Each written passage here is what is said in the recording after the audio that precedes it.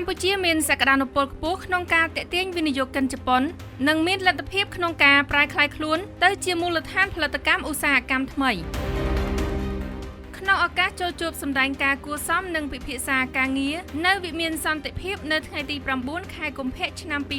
2026ជាមួយសម្ដេចធិបតីហ៊ុនម៉ាណែតនាយករដ្ឋមន្ត្រីនៃព្រះរាជាណាចក្រកម្ពុជាលោកសាស្ត្រាចារ្យតេតសូយ៉ាវ៉ាតាណាបេប្រធានវិទ្យាស្ថានស្រាវជ្រាវសេដ្ឋកិច្ចសម្រាប់កិច្ចការអាស៊ាននិងអាស៊ីបូព៌ាបានគោរពរាយការណ៍ជូនសម្ដេចធិបតីអំពីលទ្ធផលនៃការស្រាវជ្រាវស្ដីពីការបង្កើតតំបន់សេដ្ឋកិច្ចពិសេសបៃតងកម្ពុជាជប៉ុន CJGSEZ និងបានលើកឡើងពីសក្តានុពលនិងឱកាសរបស់កម្ពុជាក្នុងការទាក់ទាញវិនិយោគិនជប៉ុនជាពិសេសលទ្ធភាពរបស់កម្ពុជាក្នុងការប្រែក្លាយខ្លួនទៅជាមូលដ្ឋានផលិតកម្មឧស្សាហកម្មថ្មីដែលមិនត្រឹមតែរួមចំណែកដល់កំណើនសេដ្ឋកិច្ចរបស់កម្ពុជាប៉ុណ្ណោះទេប៉ុន្តែថែមទាំងរួមចំណែកដល់ខ្សែច្រវាក់ផលិតកម្មឧស្សាហកម្មតំបន់និងសកល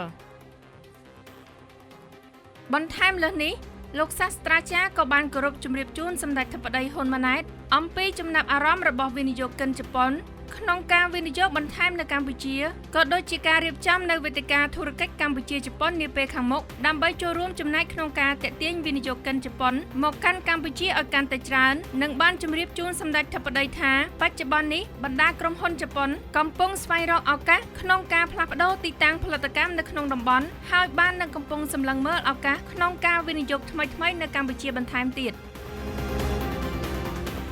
ជាការឆ្លើយតបសម្ដេចធិបតីហ៊ុនម៉ាណែតបានសម្ដែងនូវការស្វាគមន៍និងសេចក្តីរីករាយដែលបានជួបលោកសាស្ត្រាចារ្យនិងគណៈប្រតិភូជាថ្មីម្ដងទៀតព្រមទាំងបានវាយតម្លៃខ្ពស់ចំពោះលទ្ធផលនៃការសិក្សាសមិទ្ធលទ្ធភាពរបស់វិទ្យាស្ថានស្រាវជ្រាវសេដ្ឋកិច្ចសម្រាប់កិច្ចការអាស៊ាននិងអាស៊ីបូព៌ា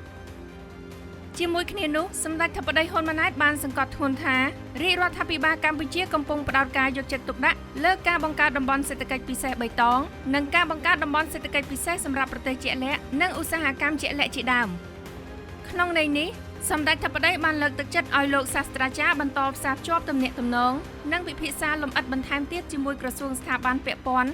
របស់រាជរដ្ឋាភិបាលជាពិសេសក្រុមប្រឹក្សាអភិវឌ្ឍកម្ពុជា